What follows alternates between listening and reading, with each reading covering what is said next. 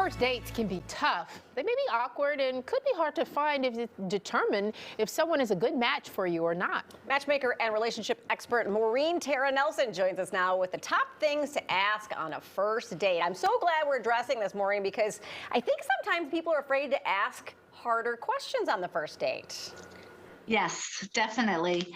And because first dates are nerve-wracking for everyone, but the key to success is to always be truthful and to be positive, because sometimes people feel the need to embellish on a first date. Never do that, because by the fifth date, the truth is typically going to come out. And then always stay away from what I call hot topics, which is discussing sex, religion, politics, or anything negative of any kind.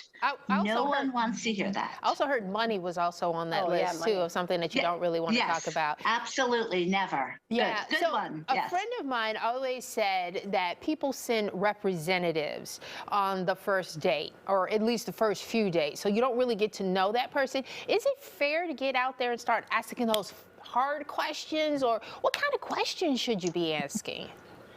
Well, again, you shouldn't be asking those hard questions because that is uncomfortable. You should be asking questions that will give you the hindsight of if you are going to be compatible to that person or not without having to blatantly ask someone. Now, we have to be compatible and we have to have chemistry with someone, and chemistry is easy to find. Compatibility is the harder one, but there are certain topics that we can bring up that will lead us to the answers that we want to know to find out if we will in fact be compatible, because compatibility leads to chemistry, but not the other way around. It's interesting too, because I mean, I am somewhat of a blunt person, so what I might find to be less of a hard question, someone else might find to be off-putting. So give us some examples of questions we should ask. Well, first of all, everyone should have about 10 questions that they want to ask or can ask, because the biggest fear of a first date is that we'll both be sitting in front of each other and we'll have nothing to say. So if you have, say, 10 typical questions always at your fingertips, you can't go wrong.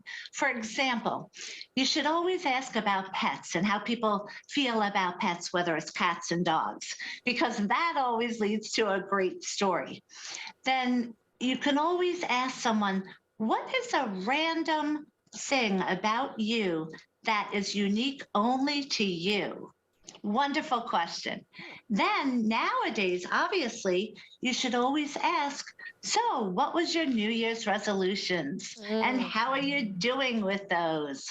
And another one of my favorites is to ask, what was the best day of your life so far?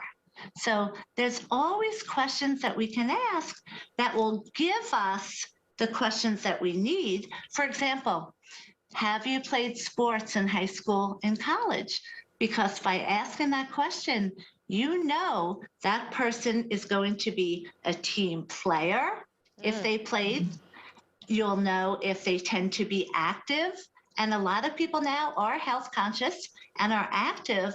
So rather than put that in an uncomfortable way, you can ask it by asking about their past. So don't say, do you work out or are you lazy? Is that bad? Right. So again, ask about, did you play high school, college sports?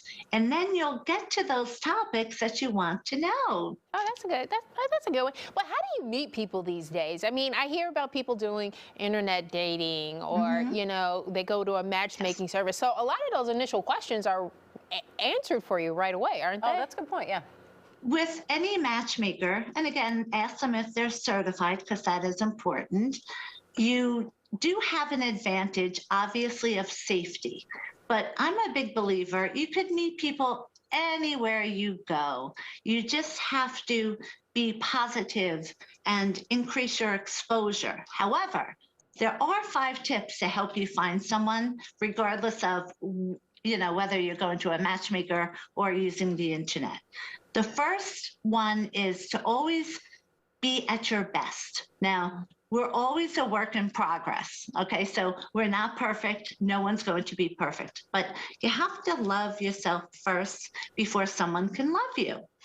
Then in these winter months, make sure, because we don't really tend to like going out, Yeah. but make sure you accept every single invitation that there is. Then tell all of your friends you are looking for a committed relationship, So they not can just do a dating date. for you. Yeah. Yeah, and if you just ask for dates, you'll get a million dates that won't get you to where you want to be. So stress the committed relationship part. Okay, sorry, we're gonna cut you off really quick because we're running out of time. I want to make sure Okay. everyone sees that all your information is on the screen right now. So if they want to contact you, get some other tips Great. to put your best foot forward, you can use the information right there on your screen. Maureen, thank you so Great. much. All right, Thank you so much, Maureen. beautiful girls. Thank Thank you.